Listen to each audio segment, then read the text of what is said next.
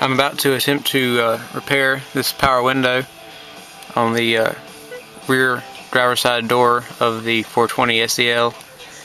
It had a little plastic bushing that connects the actuator arm to the glass that broke in half here.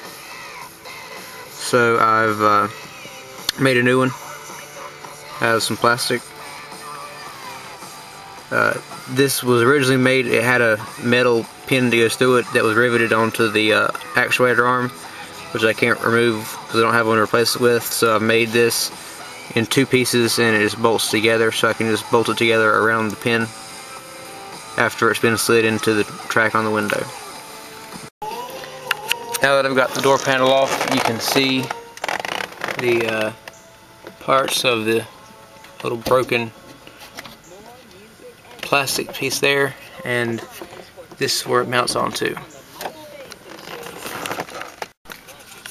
Okay, now I've installed the part that I made. I think the hole is a little bit too small.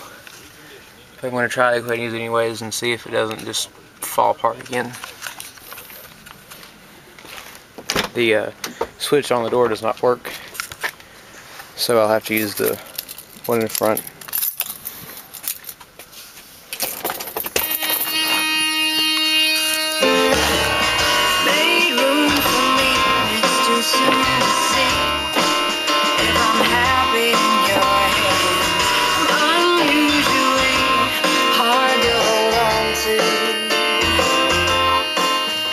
So it looks like success.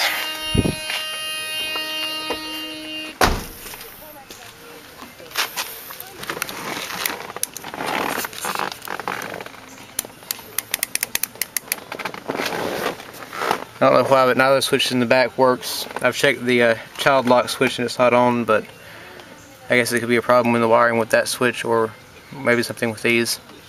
I noticed in the fuse box everything is pretty screwed up. So there you go. I will now be trying to take out the instrument cluster to replace the LCD exterior temperature display. These are just held in with friction. You're supposed to just put in hooks into here and over there and pull it out, but since I already had the speaker moved over here, I'll just push it from the back.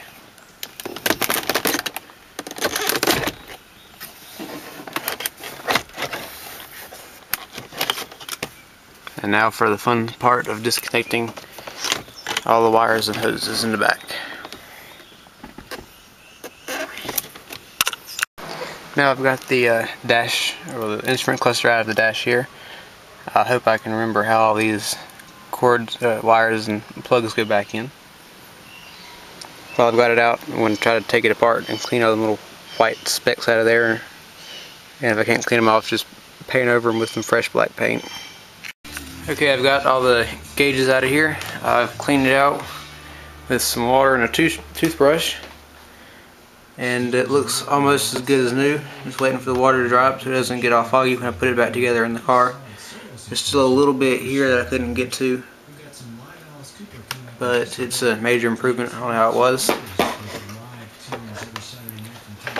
And also I noticed though on the tachometer clock gauge also has it on there too, but it won't come off as easy on this because this is metal and the other is plastic. But the speedometer is good, and these gauges are all good.